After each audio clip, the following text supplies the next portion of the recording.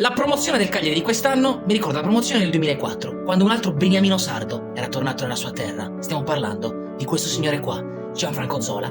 Zola non inizia la sua carriera nel Cagliari, anzi viene scartato per il suo fisico troppo magro e per la sua statura. Inizia alla Torres e poi viene notato dal Napoli. Al Napoli Zola stringe amicizia con Careca e Diego Armando Maradona. Proprio da Maradona Zola ha la possibilità di allenarsi con lui e di rubare quelli che sono i segreti del mestiere. Infatti la stagione dopo aver vinto lo scudetto, viene designato da Maradona come possibile erede in quel Napoli, ereditando quella che è la maglia numero 10.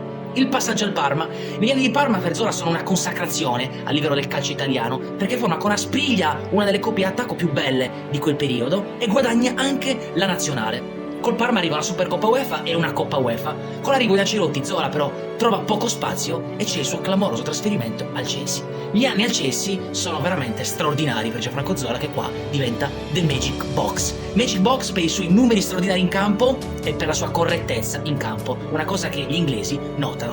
Zola fa delle stagioni straordinarie col Chelsea, ritrova anche Claudio Ranieri che anni prima l'aveva trovato a Napoli, e Zola col Chelsea fa un gol straordinario, forse uno dei gol più belli della storia del calcio. Gol di Norwich, c'è un calcio d'angolo, Zola taglia tutto il campo e fa un colpo di tacco su primo palo bellissimo, è uno dei gol più belli mai visti. Alla fine della sua esperienza britannica Zola diventa ufficiale onorario dell'ordine dell'impero britannico, ma Zola decide di chiudere la carriera a Cagliari, e in quegli anni a Cagliari, nel 2003, il Cagliari è in Serie B, ma Zola non gliene frega niente. Zola, il suo sogno è chiudere la carriera a Cagliari. Zola ci porta in Serie A, una promozione stupenda, una cavalcata pazzesca. Cagliari arriva secondo e saliamo in Serie A.